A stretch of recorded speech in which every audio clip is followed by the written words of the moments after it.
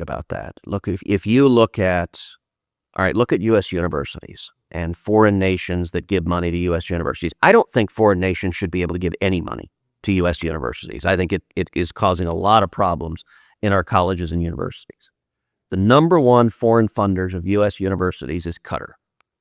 Qatar has given $6.6 billion, with a B, to U.S. universities. You look at the anti-Semitic protests and riots you had on college campuses all across the country. I think Qatar was a major force funding that. I'm not the only person who noticed the tents all matched. It was not spontaneous. It was not just organic. It was funded. And I believe it was funded by Qatar, and I think by Iran and China. And you might say, China, why would China be pushing that? Look, it's in China's interest just to divide us, just to push dissension and create chaos. But Qatar in particular is paying money. Look, Qatar hosts the leaders of Hamas. They live like billionaires. They live like kings. And Qatar spends billions pushing anti-Semitism, anti-Americanism, anti-capitalism, pushing ideologies that rip America apart. And I believe many of these influencers that are online that are saying this, I think it is quite likely they are being paid, and paid millions of dollars. I don't think they're being paid a little bit. I think they're being paid a lot by Qatar. And that is consistent with everything that we're seeing. We know Tucker Carlson bought a home in Qatar. And to be clear, it's not just that every podcast he has, he's attacking Israel, he's attacking Jews. Jews are the source of everything wrong. Every problem we have in America came from the Jews, according to him. It's not just that.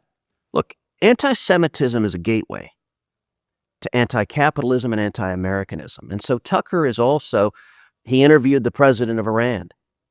And it was a softball interview. He asked him no hard questions. This is the same president of Iran actively trying to murder Donald Trump. Tucker didn't ask him about that.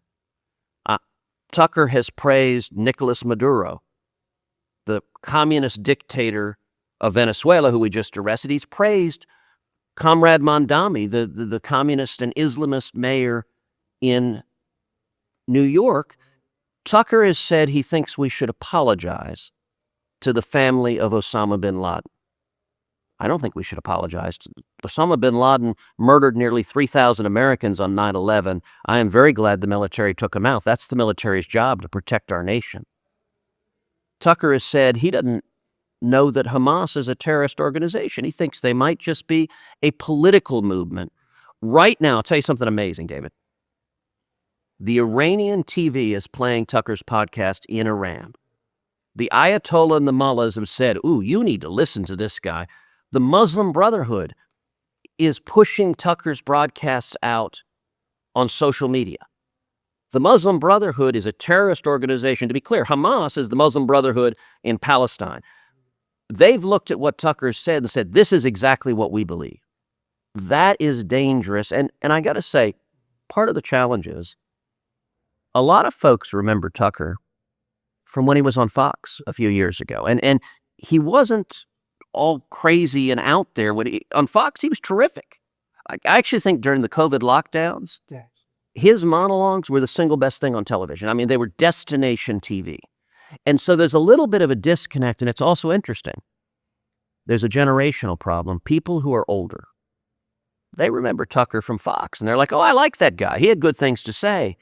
They're not online hearing him attack President Trump every single day.